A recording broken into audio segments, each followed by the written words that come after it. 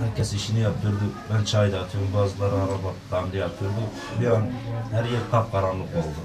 Duvarlar çöktü üzerimize. Yani sadece o kadarını ben hatırlıyorum.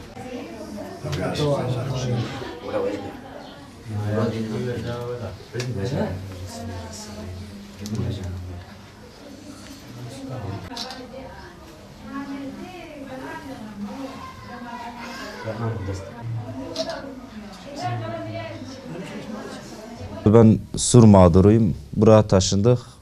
İşkur olarak polis okulunda işe başladım. 4 Kasım tarihinde sabah saat 8'e 5 kala orada çay dağıtıyordum. Patlama oldu. Orada da bizim bir arkadaşımız şehit oldu. Bugün de yine patlama oldu. Memorial Hastanesi'ne gittim. Yaralı olarak çok şükür kurtuldum. Bugün gittim, temizliğimi yaptım. Çayı demledim. İşimi bitirip bekledim. Ondan sonra orada dolaşıyorduk. İçeride tam çay servisi yapacaktım. Patlama oldu.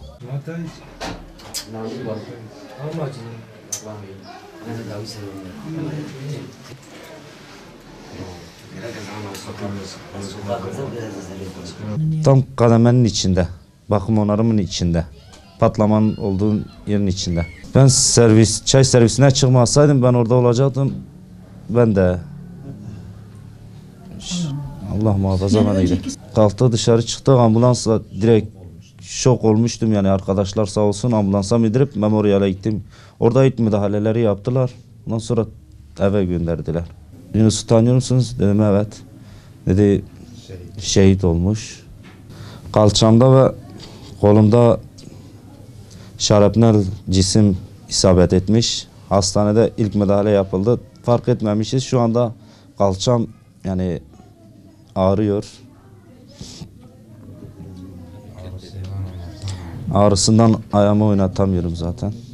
Çok üzgünüm yani, artık kaldıramıyorum.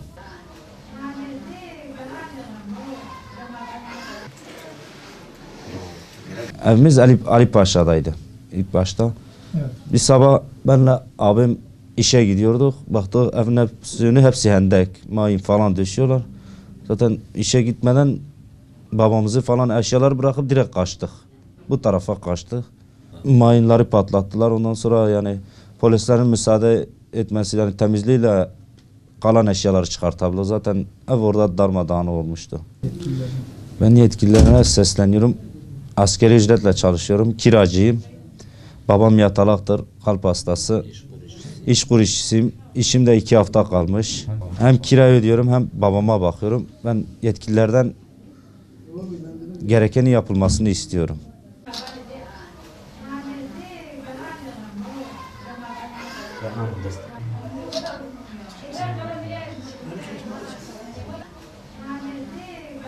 Çocuk geldi, sonra çocuk geldi dedi böyle oradan mesela büyük bir patlama oldu.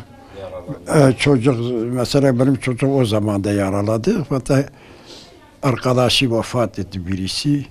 Bu sefer de birisi vefat etti. Allah'a şükür olsun. O şimdi ben mesela bir devletten bir yardım bekliyorum. Benim durumum bu kadardır. Ben yataktayım zaten, bypasslıyım. Benim oğlan da odur, o da 1-2 hafta işiniz kalmış. Durumumuz böyledir. Korktuk, dedik belki ona da bir şey olmuş diye. Gittim olay yerine, orada beni içeri bırakmadılar. Dediler hastaneye göndermişiz. Hastaneye gittim, Allah'a şükür durumu iyiydi. Orada bir serum falan taktılar. Sonra bizi eve gönderdiler. Ben abisiyim kendisinin. 2. seferdir Allah onu bize bağışlıyor.